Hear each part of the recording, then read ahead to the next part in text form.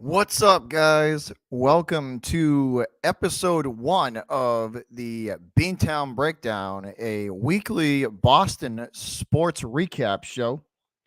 So, we are going to test some audio real quick. I got my YouTube pulled up here. It looks like it is good to go. So, we're set. But welcome in, guys. Welcome to the show.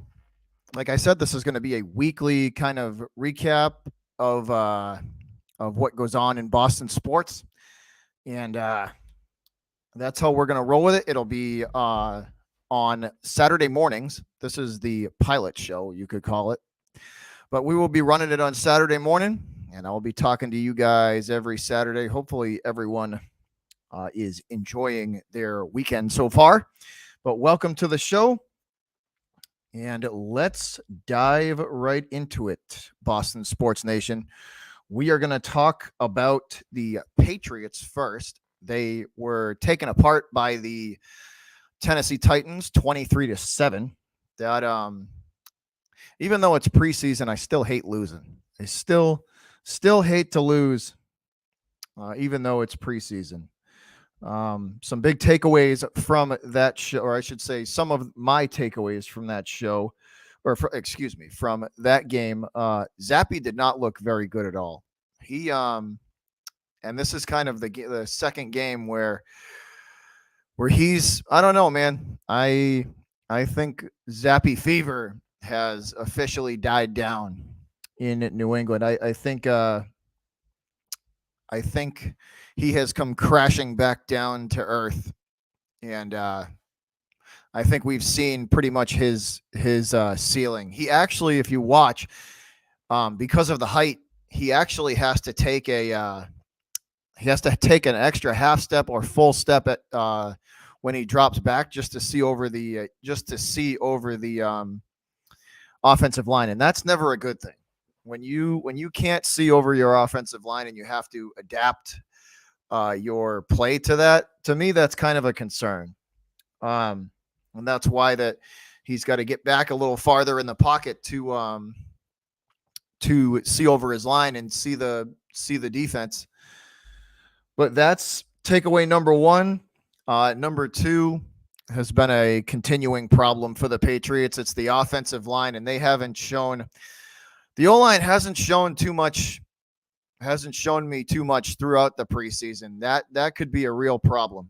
The Patriots, me personally, I think they are going to have a real problem with the offensive line if they don't get that ironed out. They are going to be playing a lot of teams with very good front sevens. So that could make for a miserable season if they do not figure that out, or at least get some kind of rhythm going with them. They have been a concern all season long. The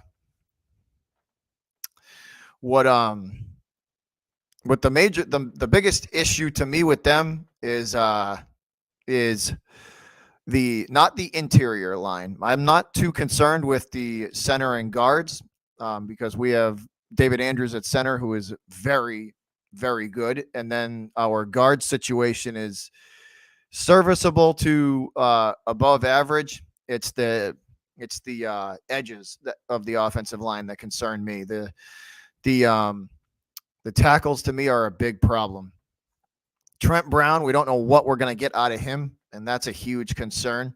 If your left tackle, I assume Trent Brown is going to be playing left tackle. If that's an effort question where we don't know which Trent Brown we're going to get,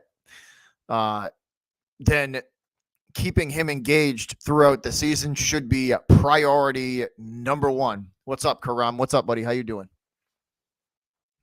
That should be priority number one, keeping him engaged, because you're going to need that backside protection for Mac. For him to operate, Mac is not a mobile quarterback. He's going to need time, and he's going to need time in the pocket to see and diagnose a defense. He's not going to be one of these guys that can use his legs. We've learned that.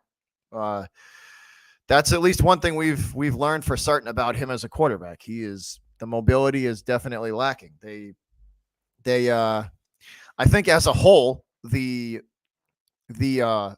era of the stand in the pocket quarterback and just sit there and pick you apart is all but over. These quarterbacks nowadays have to have at least some kind of movement, whether it's lateral or horizontal. They have to, you have to be able to move in the pocket. And if you can't, you're more than likely going to be toast. But that's just watching last night's game. Those edges of the offensive line are going to be an issue, and especially if Trent Brown is not engaged. And McDermott, I believe Connor McDermott is going to play the other tackle on the other side, and he's no all-star either. So, having a guy that you're going to be questioning game to game, and a guy that is on the lower end of that skill level is a concern. That's not good, Patriot fans. You should probably be concerned about that. Luckily, we have a better offensive coordinator, Billy O'Brien, in the house, and he will be running the offense and coaching Mac Jones for the year. So that is a definite improvement, for sure, in that department.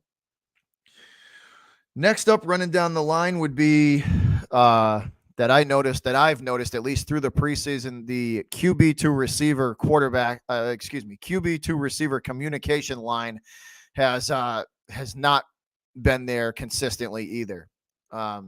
We've seen a lot of times where whether it's Zappy or Cunningham throwing footballs to nobody, and the quarterback and the receiver clearly not on the same page. That's a problem.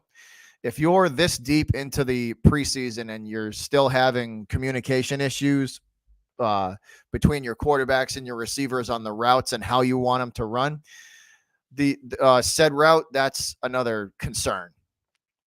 Most teams should be on the verge of ironing that out completely in that department.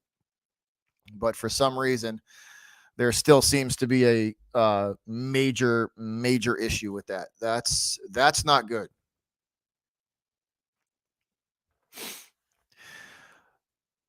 Lastly, sticking with the offensive side of the football is depth as a whole. As a whole on this offensive line is going to be an issue. That's a problem. We've seen it the last couple of years. This Patriot offensive line has trouble holding up, and they've lost key members of that starting offense. And the gap between starter and backup has been a major issue. But once again, we have to that goes back on your quarterback. And since we don't have a mobile quarterback, it becomes an even bigger issue, because now your maybe average protection of them drops down to way below average, and on that lower end of being dangerous to the quarterback if he can't move. Because if you have a QB that is not mobile and you put him in a situation where his offensive line is way below average, that's a recipe for failure there. That is a recipe that is going to get possibly your starting quarterback hurt, and then you're going to be in an even bigger then you're going to have an even bigger problem. But moving on to the defensive side of the ball for the Patriots, we can get into another huge problem that has plagued us, and that's the middle of the football field.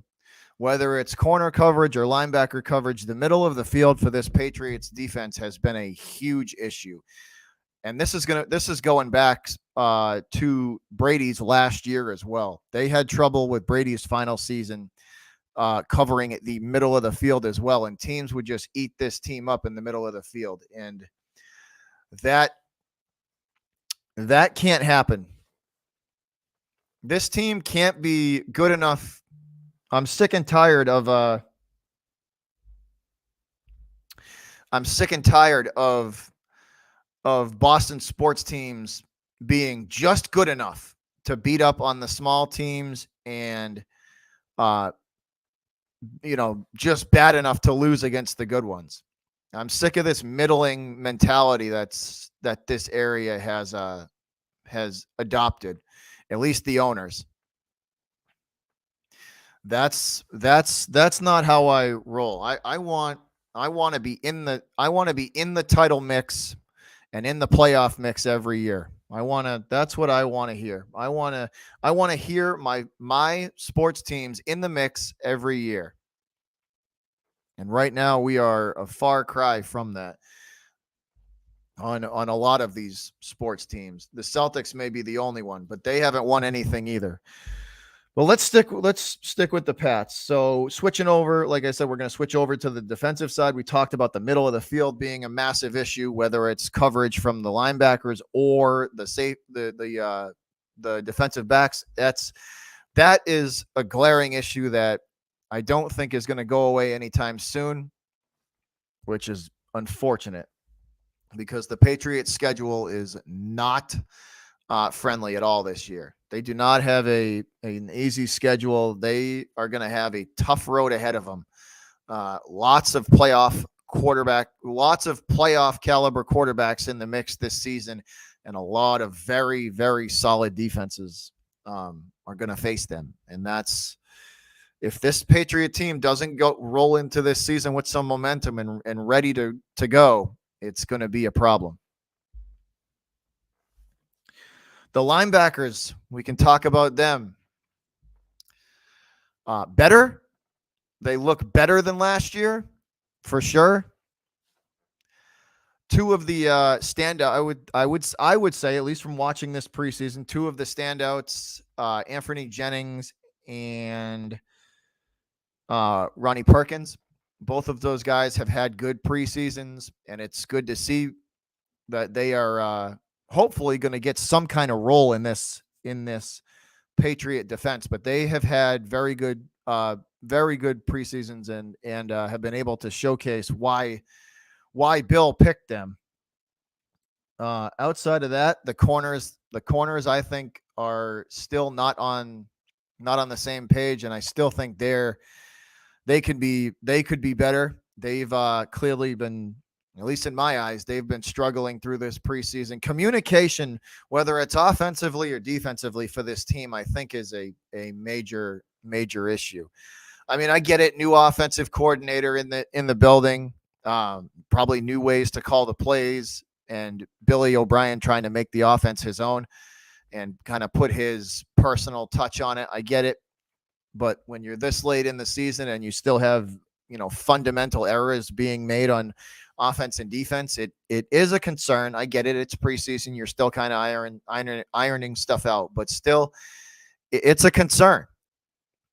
I mean, this team can't afford I shouldn't say they need to get as much momentum as they possibly can, because starting the season off, they're not in for an easy go. They have the Eagles right off the bat. That is a solid football team in all three phases of the game. And you think for 1 second that team is going to let up and show the Patriots any mercy? No, they will run that score up in Gillette, and they will do it without mercy. So this team needs to be ready. And like I said before, their schedule is not friendly. They are playing a lot of playoff caliber quarterbacks in there, and they have large stretches of the season where it is going to be, they are going to have to play extremely fundamentally sound to even compete with these teams.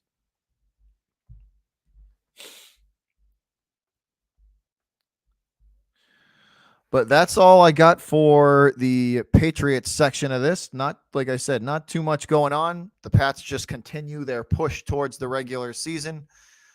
Final roster cuts are going to be made here very soon. And I think we'll probably see one or two surprises in there. Surprise cuts in there. But outside of that, I think we all pretty much know how this starting 53 is going to go. But let's move on to the Red Sox and talk about them for a little bit. And the team is exactly what we thought. I think every kind of realistic Red Sox fan, this team is exactly what we thought they were going to be.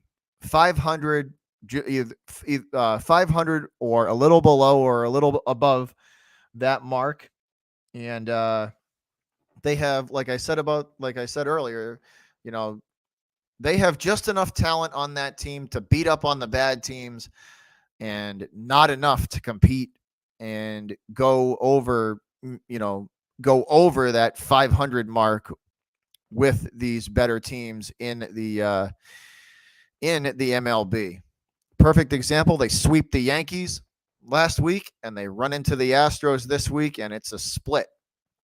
They win two, they lose two with Houston, and they still have to face them again coming up. But once again, it's kind of a microcosm of the season. They beat up on a bad team in the Yankees, and then they go 500 against the good ones, against a good, solid team from top to bottom like the Astros. And their schedule is not getting any different. They're playing the Dodgers this weekend, and then I believe they go right back. There might be a game or two in between, but then they go right back to Houston again. So their path to the wild card is going to be very difficult. There's just over 30 games to go. So I would think, me personally, they were going to have to win 86 games to probably put them in a position to secure a wild card spot. And they're going to have to at least go, at the very least, win about 16, maybe 16 or 18 of those games to secure themselves as a wild card. And that's assuming that teams like the Blue Jays and these teams that are 2 or 3 or 4 games ahead of them collapse down the stretch. So there is a very, very good possibility that the Sox will find themselves on the outside looking in.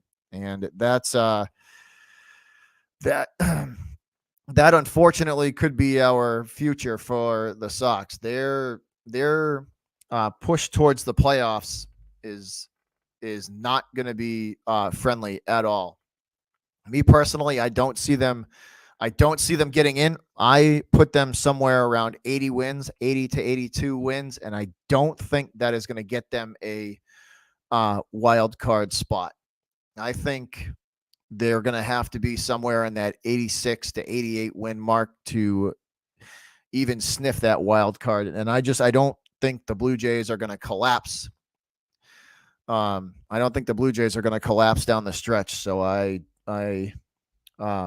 don't think that they'll be in the playoffs this season, unfortunately. But hopefully that will wake up upper management, and hopefully the not making the playoffs this year will get us the change that a lot of Red Sox fans, me included, have been wanting. I think that Chaim Bloom has got to go. They have got to reset at that GM mark. Yeah, at that GM spot. I think Cora is going back and forth with Chaim. I don't think that relationship between Bloom and Cora is very good. They're just judging from remarks made from either side. I think that Cora believes that Chaim is not giving him enough talent to work with, and that he's kind of, giving him the short end of the stick and not doing the best that he can to give Alex Cora the best shot he can to get into the postseason. But I definitely think that relationship is frayed, and it's probably what I hope is going to cost Chaim Bloom his job, because we need a reset at the GM mark of this for this baseball team, for them to, I think, at least get back into the title mix. But that's my thoughts on the Red Sox, guys. Let's keep it moving. Let's keep it moving down to the Bruins. Bruins offseason in full swing. Not too much news weekly, or this week, I should say, coming out. But the Bruins did bring back Trent Frederick and Jeremy Swayman. Swayman is on a 1-year deal, and T. Freddie is for 2 years. Big news, obviously, everybody knows that Bergeron and Krejci have retired. That is a massive, massive loss for the Bruins. They lose their captain, their basically heart, the heart and soul of the team. And Krejci has been a massive contributor for many, many years for this team. Recently, it's kind of fallen off, but for many, many years, David Krejci was a big-time contributor, big-time locker room guy, well-respected in the team and around the league. Bergeron the same way, well-respected around the league.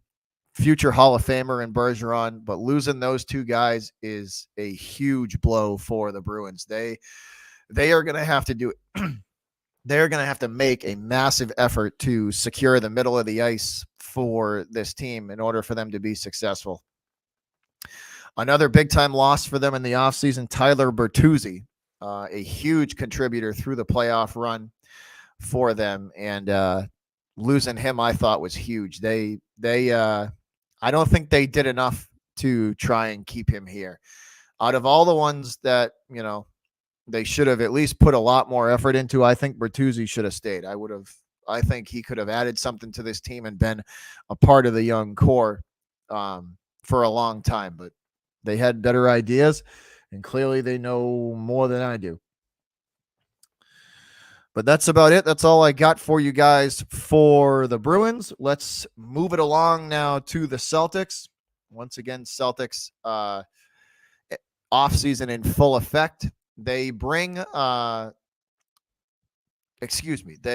pay Jaylen Brown a massive contract. They give him the Supermax, as we all have known. That's been out there for a while. $305 million for Jaylen Brown. And I mean, I'm probably going to ruffle some feathers here, but I don't see the worth. I don't see the worth. I mean, I get the potential. I get that aspect of things. And I get the whole, they have hopes and dreams, and they can see what they hope Jaylen Brown turns into, but that is a lot of money to invest into someone for just a hope. I personally don't understand it. And I do get why. Because if they lose Jaylen Brown, then it's a huge loss. It would be a massive blow to the team skill wise. And I get why they did it, because if they didn't pay him, he would go somewhere else and he would get paid. But I don't know. That's a real fine line that I think the Bruins are skating there. The Celtics are skating. That's a real fine line that the Celtics are skating there. No pun intended, but he hasn't won anything. Him and Jason Tatum's, and here's another interesting aspect of that. Jason Tatum is up for his Supermax contract at the end of next season. So, I mean, I don't see them letting Jason Tatum walk away from the Celtics either. So, and if Jaylen Brown got 305, Tatum is going to want 350, every bit of it too, without question. No contest. He's going to want 350 million, because Tatum wants it to be his team, and he's going to look at it like, if he's not, he's going to look at it this, in a type of way where he wants to be the highest paid guy and he wants to be the guy. And right now, I think Jaylen Brown getting that contract, I think JT is going to look at it next year, and I wouldn't surprise me if he leveraged this team into 350, somewhere in that range. That's just me though, guys. But I don't think it's worth it. I'm all over the place tonight, guys. Sorry about that. I apologize. The Celtics add one of their biggest ads this offseason was Kristaps Porzingis, looking for putting some size in the lineup for them. He has said that he is not going to play overseas. According to reports, he has plantar fasciitis. But I don't know if I fully believe that. It might just be a way for him to get out of playing in those games and just trying to get healthy for the season. I would want this Celtics team to be as healthy as humanly possible going into the year. Once again, this is kind of setting up for them. There's not too many teams out there that could compete with them. There's maybe two or three in their conference that can give them trouble. The Celtics are, like I said, they're my team, and I root for them, and I cheer for them, and I'll always do that. But at the same time, they have got to realize that this is our window. This is our window to put together a championship team and go win another one. And they're going to have to do anything and everything they can to do that. Will they is a bigger question. I hope they do, because I think this year again coming up is going to be one of their years that they can make a good run at it. But that's going to be completely up to Brad Stevens and upper management. Another one too, I know some people are big advocates for the coach, and I have my questions with that young and inexperienced. Once again, he went through the whole year, and he went through the whole year and did admirably. But at the same time, again, I thought there were some really bad coaching decisions made that cost us some games, and I put that squarely on the coach. And that chemistry between coach and player has to get better. There was clearly nights where they didn't get along, and there was division there. Hopefully, and unfortunately, that division cost us Marcus Smart. Somebody had to go in that department.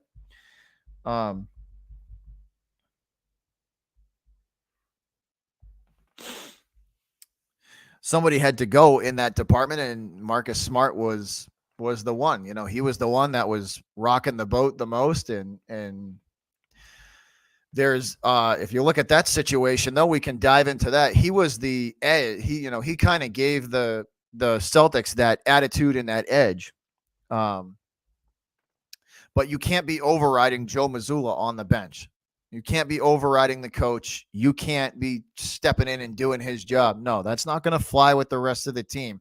You're not as much as I liked Marcus Smart, you're not the coach of the team, dude.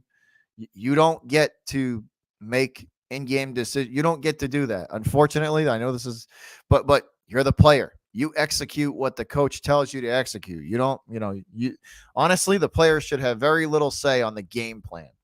That's the coach's job. Game planning for the team should be the coach's job and no one else's.